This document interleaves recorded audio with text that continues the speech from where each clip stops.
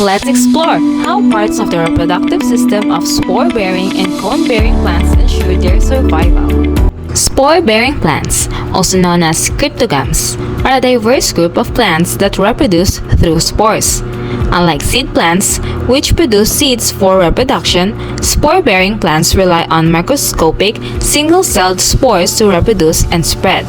These spores serve as the equivalent of seeds, containing the genetic information necessary for growth and development. One of the defining characteristics of spore-bearing plants is their unique reproductive strategy. Instead of producing flowers and seeds, these plants release spores that can be carried by wind, water, or animals to new locations. This dispersal mechanism allows spore-bearing plants to colonize diverse habitats and adapt to various environmental conditions. Ferns are a group of vascular plants, plants with xylem and phloem, that reproduce via spores and have neither seeds nor flowers.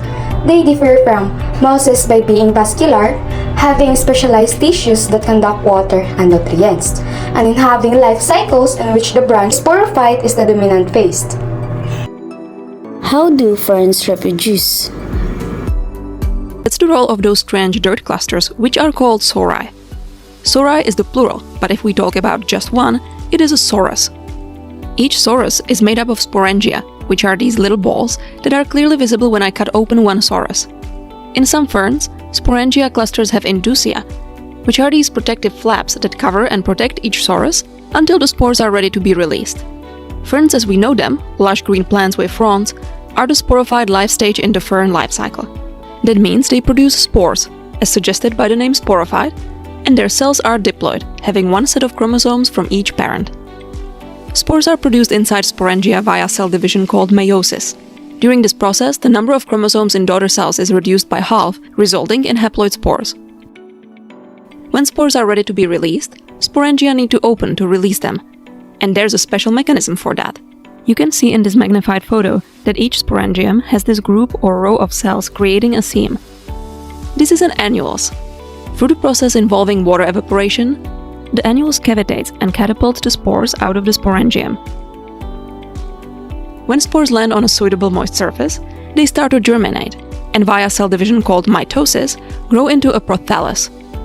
Remember, spores are haploid, and during mitosis, the number of chromosomes in daughter cells stays the same, so our prothallus is a haploid gametophyte. The prothallus is anchored to the soil by rhizoids. Since it's very tiny, only a few millimeters long, we tend to not notice this stage of a fern life cycle in nature. However, if you ever find yourself around ferns, look closely on the ground around them, and you might find some tiny gametophytes. They are mostly heart-shaped and look a lot like liverworts. As I already mentioned, the prothallus is the gametophyte stage in the fern life cycle, which means it produces gametes. Both male and female sexual structures, antheridia and archegonia respectively, are formed on a prothallus, so it is bisexual, although in some cases, antheridia and archegonia are found on separate gametophytes. Other times, when both male and female sexual structures are located at the same prothallus, there are various strategies in place, such as pheromone production, that prevents self-fertilization. Antheridia produce male gametes, flagellated sperm, while archegonia produce female gametes, eggs. Similarly to the sperm of mosses, fern sperm moves using flagella, and it is fully dependent on water to get transported to an egg. This dependence on water is one of the reasons you find ferns mostly in wet, shady habitats. Once sperm successfully fertilizes the egg, a zygote forms that later develops into an embryo. Both gametes, sperm and egg, are haploid, but as they fuse and the embryo is formed, the sporophyte part of the fern life cycle begins. As the embryo grows, a new sporophyte plant emerges out of the gametophyte, or prothallus. This young sporophyte fern plant is attached to the gametophyte, from which it takes all of its water and nutrients, until it grows into a mature sporophyte plant and the gametophyte dies off. Ferns, as spore-bearing plants, have a reproductive system that ensures their survival through a cycle called alternation of generations. The adult fern, or sporophyte, produces spores in sporangia found on the underside of its fronds. These lightweight spores are dispersed by wind, allowing the plant to spread widely. When a spore lands in a moist environment, it grows into a small gametophyte, which carries both male antheridia and female archegonia reproductive organs. Fertilization occurs when water allows the sperm to swim to the egg, forming a new sporophyte. This system ensures reproduction only happens in conditions suitable for growth, helping ferns survive and thrive in various habitats. Cone-bearing plants, or gymnosperms, are a group of plants that produce seeds in cones instead of flowers. Unlike angiosperms, flower plants, gymnosperms do not have enclosed seeds within fruits. Instead, they have exposed seeds on the surface of specialized structures called cones. Gymnosperms include several major plant groups such as conifers, cycads, gingos, and gnatophytes. Pine is any conifer tree or shrub in the genus Pinus of the family Pinaceae. Pinus is the sole genus in the subfamily Pinoidea. Pines are monoecious, having the male and female cones on the same tree.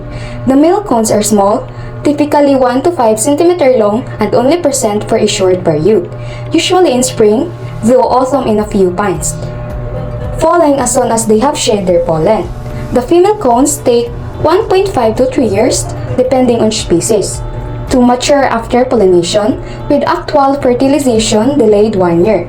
At maturity, the female cones are 3 to 60 cm long. Each cone has numerous spirally arranged scales, with 2 seeds on each fertile scale. The scales at the base and the tip of the cone are small and sterile without seeds. The life cycle of a pine tree, like all gymnosperms, begins with a mature tree producing cones. But not all cones are the same. There are male cones and there are female cones, and they play different roles. Male cones are much smaller and positioned lower on the tree. Their job? To produce pollen. When conditions are right, male cones release tiny grains of pollen, which are carried by the wind. Some of these pollen grains land on female cones. Once pollen reaches a female cone, it sticks to a sticky surface and forms a pollen tube. This allows the sperm to travel to the egg inside. After fertilization, which is the joining of the sperm and egg, an embryo begins to develop inside a seed, which is packed with stored food to help it grow. When the seed is ready, the female cone dries out and opens, releasing the seeds into the wind. Some land in the perfect spot to grow, and, if conditions are just right, the seed germinates, sending out roots and a tiny shoot. Over time, the seedling grows into a sapling and then a juvenile tree. Eventually, it becomes a mature pine tree, ready to produce cones and begin the cycle all over again. Cone-bearing plants like pine trees, called gymnosperms, have specialized reproductive structures that help ensure their survival and successful reproduction. These plants produce 2 types of cones, male cones and female cones. Male cones produce pollen grains, which are light and carried by the wind to female cones, allowing for reproduction without the need for water. Female cones contain ovules, which, once fertilized by pollen, develop into seeds. These seeds are protected by the tough scales of the cone and are adapted to survive harsh conditions. When mature, the cone opens to release the seeds, which may be carried by wind or animals to new locations.